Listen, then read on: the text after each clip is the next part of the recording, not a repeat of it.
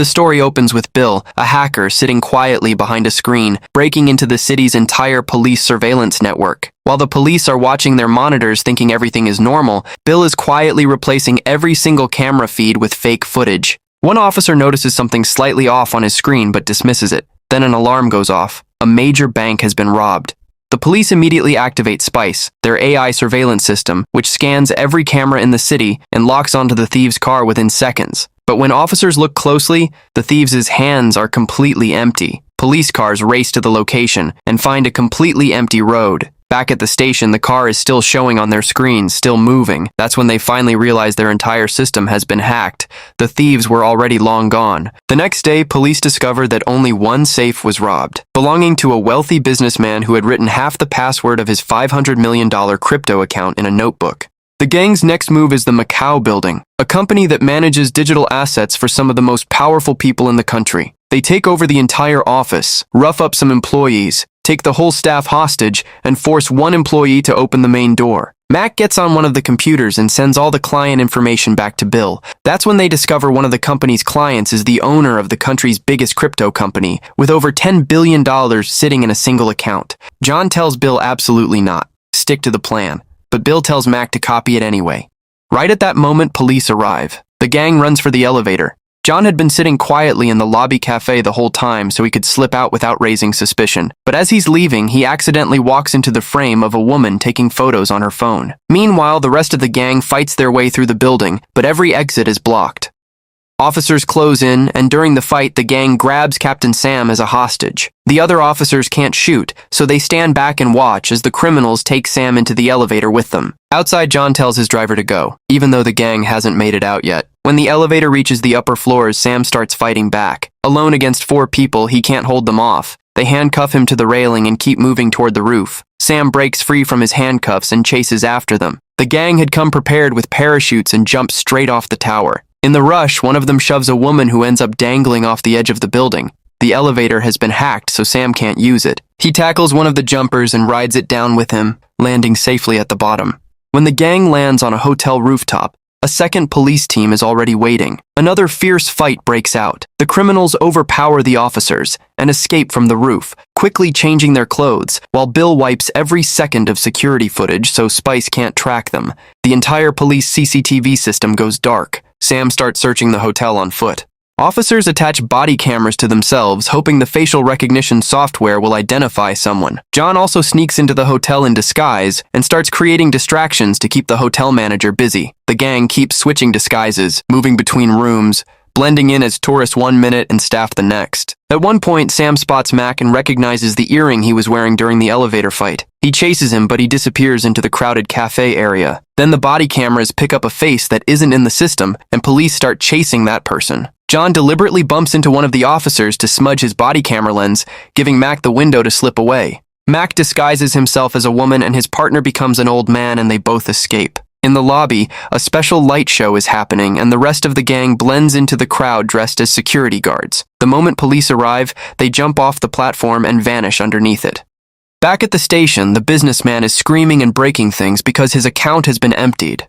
Inspector Lara tells the team they need to bring back their retired chief. Sam questions what an old man can possibly do against a crew that just made their entire AI system go blind. Lara reminds him, Spice is useless now. It's been hacked. What they need is someone who knows how to do police work the old-fashioned way. Then, Rock and Helene are sent to find the legendary retired agent Wong, a man whose file is full of extraordinary achievements, one of the most exceptional officers the department ever had. When Rock and Helene arrive at Wong's neighborhood, they find him simply walking his dog. Helene follows him all the way to a cafe and pretends to be a student minding her own business. But Wong walks straight to her table and he tells her he spotted both her and Rock following him since morning. He already knows her name. And he even took Rock's badge without him knowing. Then Wong reveals Helene is the daughter of his closest friend, his partner who died on the job. They haven't seen each other since she was a child. He calmly lists every single mistake the two of them made while following him. Later, at the station, Wong sits down in front of all the footage collected from the heist. Within minutes, he identifies every single member of the gang, because at some point during the heist, every one of them glanced toward a security camera to check if it was still running. That's all he needed. After going through all the screenshots, Wong notices one man in a long coat who keeps appearing in the background. Then the police find the photo that the woman in the lobby accidentally took, and everyone agrees this man was part of the gang too. That's when Wong remembers an old case. There was once an agent known only as Shadow, someone who served in an elite unit during the war, left the military chasing money, and then in 1999 vanished without leaving a single trace behind. Wong believes this man in the long coat is Shadow, and that he's come back. Wong wants to send a surveillance team out to find him, but discovers the department doesn't have one anymore. Everything runs through AI now, but they give Wong permission to build one from scratch for this case. Wong isn't confident. You can't properly train people in such a short time, but he has no choice. Around this time, Helene is training in the gym when some of the other officers start mocking her, saying she's too small for this job. She ignores them at first, but then loses her patience, fights back, and easily takes one of the officers down right in front of his own teammates. Wong sees the whole thing. Later, he pulls her aside privately and tells her quietly, "You just earned my respect." The next day, Wong announces he's building a surveillance team, and Helene is part of it. Wong teaches them how to walk on the street without looking like police, how to observe without appearing to look, and how to remember every small detail no matter what. On the first day out, every time someone on the team makes a mistake, Wong doesn't let it slide. He keeps Helene in the van with him. She's his hidden card, the one face the gang has never seen. Meanwhile, on the other side, Bill is already deep into planning the final mission. One last job so they can all retire for good. He finds the server location of the CEO's crypto account, but getting into the digital vault won't be easy. The story then flashes back a few years. All the gang members grew up as orphans, and John used to visit them regularly and give them money. In 1999, when police were closing in on John, those same boys helped him escape. And from that day to this, they've stayed together. On the 15th day, Helene steps out to get food, and on her way back spots some drunk men harassing girls on the street. Wong tells her clearly, "You're undercover, call the regular police." But Helene ignores him and confronts them herself. She holds her own for a while, but there are too many. Wong steps in and handles the rest. Back in the van, he scolds her for nearly blowing the mission. Helene says she doesn't feel like they're doing real police work. So Wong tells her what happened to her father. The two of them were once 8 months deep into an undercover operation. Young Wong grew restless from the waiting, and one day spotted criminals trying to kidnap a child. Without thinking, he broke cover to stop them, and the gang nearly killed him. Helene's father jumped in to save him and was shot before the kidnappers ran. With tears in his eyes, Wong tells her, "A police officer has to think before they do anything, every single time." Shortly after, Wong spots John in the local market and alerts the whole team. Everyone moves to surround the area, while Wong sends Helene in close. She's the only one John has never seen. When John almost notices two of the officers, they quickly turn toward each other and kiss to cover their faces. John keeps walking. Helene pretends to look for something on the ground and catches a glimpse of John's shadow, enough to confirm it's him. Wong tells the entire team, nobody moves a camera, nobody turns around. Let him walk. John leaves the market completely unaware he's been identified. The team follows his shadow all the way to a building and figures out which one he went into. Helene decides to follow him inside, and John starts to get suspicious and reaches for his knife. Wong quickly reviews the footage and notices John had glanced in Helene's direction twice. Realizing John is doubtful of her, Wong rushes into the building and pretends to be her father. As he does, he casually removes the Bluetooth speaker from her ear. Wong starts chatting with John and offers him an apple, hidden inside which is a tiny camera that captures a clean shot of John's face. Wong then bites into the apple, says it's too sour, cuts off the top part where the camera is hidden and tosses it aside. John keeps watching them, so Wong breaks the lock of a random apartment and they go inside. The woman living there panics, and Wong has to hold her still to keep her quiet. Meanwhile, the hidden camera from the elevator helps the team figure out which floor John got off on. Rock quickly installs cameras in that area and they confirm John is in apartment 82. Wong's team rents the apartment directly across the street to watch John around the clock and go through his trash. In the trash, they find torn up Sudoku puzzles, but nobody can figure out what they mean. And every day, John can be seen in his apartment quietly popping bubble wrap. It seems like nothing. Wong files it away. One day, John comes down to the market and approaches Wong like a neighbor stopping for a chat. While they're talking, Wong is quietly patting him down without John realizing. When John shakes Wong's hand, he notices how firm the grip is. "Do you shoot?" John asks. "Exercise," Wong says. Wong invites John to dinner, and surprisingly, John agrees. That evening, Wong and Helene pay the woman in a nearby apartment to leave for the night. When John arrives, the first thing he does is scan every corner of the room with a hidden detector. At dinner, he puts his phone on the table and Helene puts hers beside it, which is exactly what they were waiting for. Throughout dinner, John keeps testing them with questions, checking whether their stories line up. They do, because Wong knows Helene's real history. And as the evening goes on, Helene quietly realizes that Wong has been watching over her from a distance her whole life. After John leaves, he tells Bill to dig into Wong and Helene's backgrounds. The police had already anticipated this and built fake profiles for both of them in the system.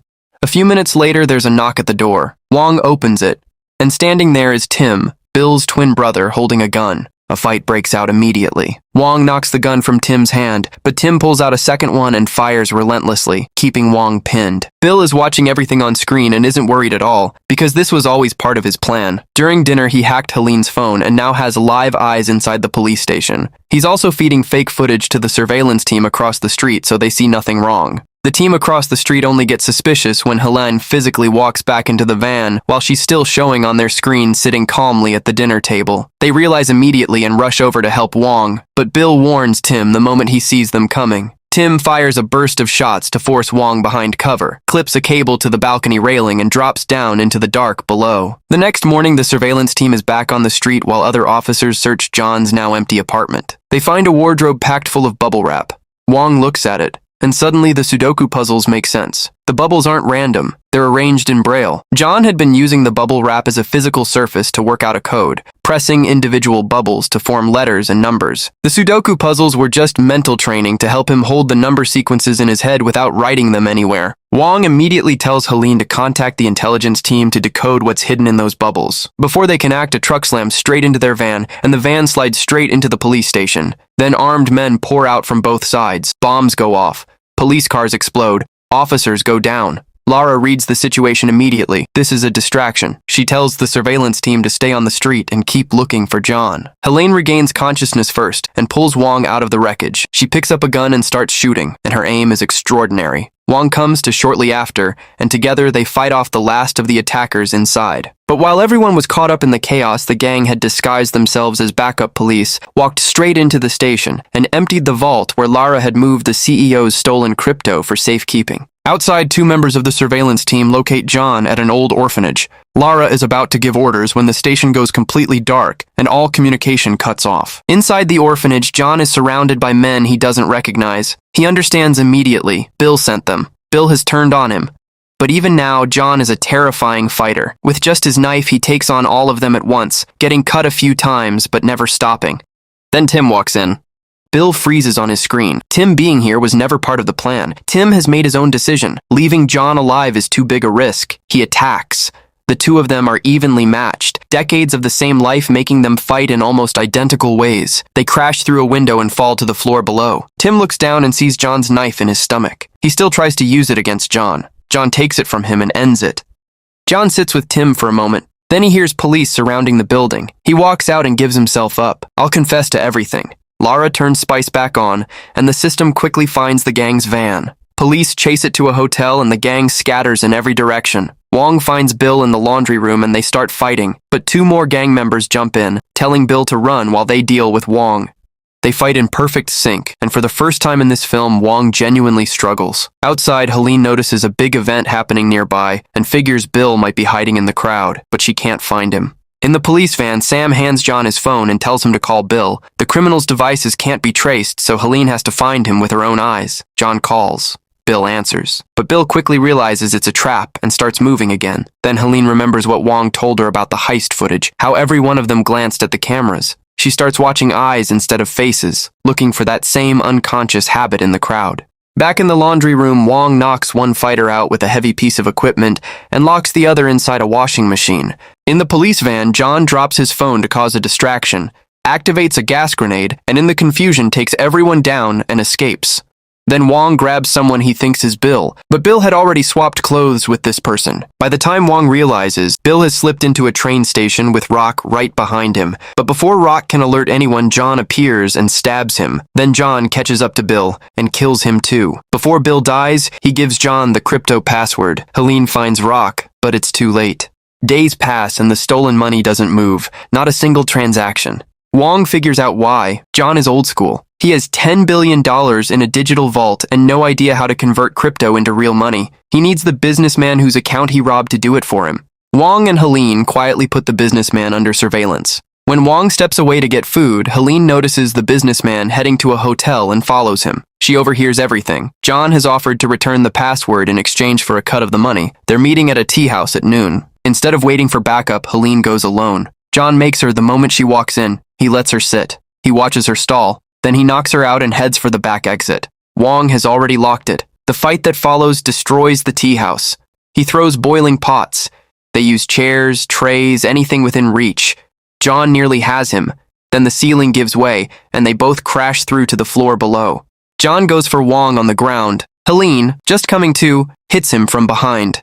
John turns toward her. Wong lunges to protect her and catches a knife across his neck. John runs out if there. Helene follows, and she uses every technique Wong taught her to track him through the building. Backup floods the exits. Every street gets blocked. John tries his knife one final time, but this time, Helene sees it coming. She takes him down clean.